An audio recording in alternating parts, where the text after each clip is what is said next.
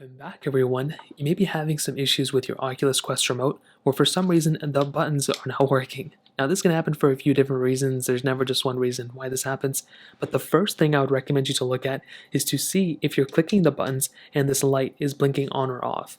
Now if this light is blinking on or off, then you can move on. But if these lights are not blinking, no matter what you're doing, you're clicking on these buttons, you're clicking the Oculus button right here, and nothing is working, well, the first thing and the reason why this is happening is because you are not actually having battery in your controller. So you want to go ahead and find this little arrow down here, that's usually on the right or left side of the controller. You want to swipe it down like this, and you want to go ahead and double check that this battery in the controller is fully functional. If this battery is not functioning, well then that's pretty much the main reason why this is happening. So you want to go ahead and either replace this battery or put a different battery in here, or just see if it's even functioning in the first place, and then determine it from there. So if it is working, or if you're verifying it's working, then it's good to go. If you replaced it now and the light's working now, then you're set. If it's still not working, then that's pretty much the main issue, and you want to put a battery in here that's fully functional. Now let's say you go ahead and see the light and everything, but it's not working. Well, the next thing I'd recommend doing is trying to pair up your controller again to your specific Oculus headset.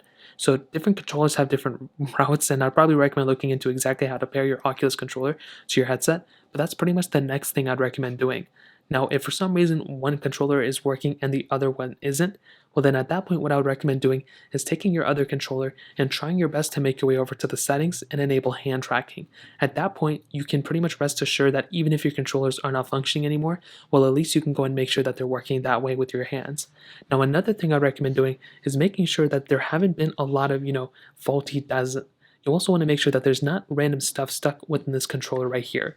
So randomly there can be some dust, debris, and just weird stuff stuck inside of this controller. So your best bet is to go ahead and just kind of click in the keys as much as you can, maybe rub around the joystick a little bit too, and see if it kind of, frees up any dirt or stuff that's stuck in there. From my experience, that's another thing that can happen, but ultimately those are the main things you can do to pretty much fix this specific situation.